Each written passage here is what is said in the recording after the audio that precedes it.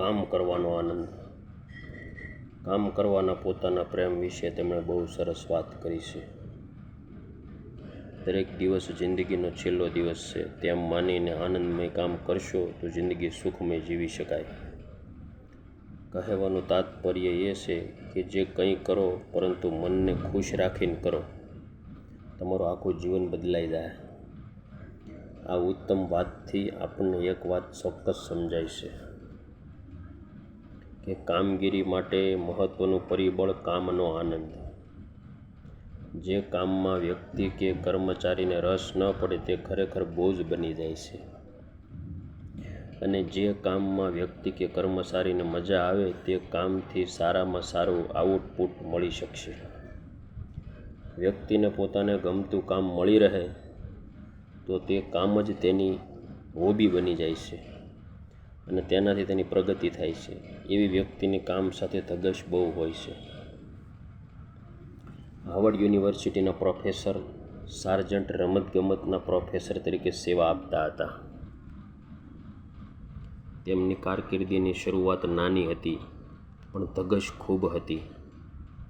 નોકરી કરતાં કરતાં પણ કસરતના નવા સાધનો કેમ વસાવી શકાય તે અંગે વિચાર કરતા.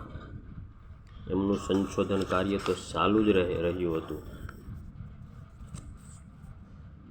તે દરમિયાન તેમણે એક કસરત કરવાનું સાધન સુધારવાનું કામ હાથ પર લીધું. એમને માટે આ સુંદર તક હતી. સુધારા વધારા કરતાં એક નવા જ પ્રકારનું સાધન બન્યું. આ કામનો એમને ખૂબ આનંદ થયો. નિદર્શન ગોઠવ્યું. જોનારા બધા આશ્ચર્યમાં ગરકાવ થઈ ગયા. તેઓએ ખૂબ વખાણ કર્યા. સફળતાનો આનંદ એમને મન અધિક હતો. યુનિવર્સિટીના સંચાલકોએ તેમનો પગાર વધારો કર્યો. બીજા વર્ષે એમને યેલ યુનિવર્સિટી જવાની પરવાનગી આપવામાં આવી. ત્યાં પણ $60 જેટલું મહેનતાણું મળ્યું. કામની નાનકડી શરૂઆત એક દિવસ મોટી બની ગઈ. પ્રોસ્ટ સાર્જન્ટ ત્યાર પછી સમગ્ર યેલ યુનિવર્સિટીના અંગ કસરત વિભાગના વડા નિમાયા. હાર્વર્ડ યુનિવર્સિટીમાં તો ચાલુ જ રહ્યા. તેઓ ઘણા પ્રખ્યાત માણસ બન્યા. પોતાના વિષયમાં ખૂબ જ નિષ્ણાત ગણાયા.